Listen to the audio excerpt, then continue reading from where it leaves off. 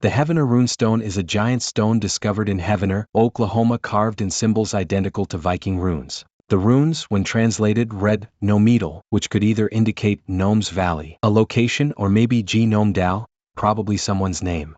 This begs the question, did Vikings actually sail from Scandinavia down the east coast into the Caribbean, and up the Mississippi and walk all the way to Oklahoma, settle there, and dub the whole valley as belonging to Nome? Short answer is probably not. Although there is undeniable evidence of Vikings in eastern Canada, there is nothing else to suggest they traveled further west than that. It is difficult to put a precise date on a carving in stone, but this is really the only evidence of Vikings in the Midwest.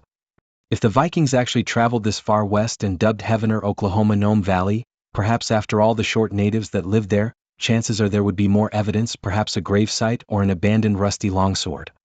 Realistically, this stone was probably carved by a Swedish immigrant in the 19th century who may have worked at a local railway. Maybe his name was Nome and he wandered into the woods one day and carved his name in the language of his ancestors in a giant rock. After all, there has been Scandinavian immigrants in the region dating back the Wild West days. Admittedly, it is fun to imagine the Vikings traveling west and hunting alligators in the Mississippi River with their long spears, perhaps led by a brave adventurer named Nome the Mighty. There may be very little evidence, but nothing to prove it otherwise either.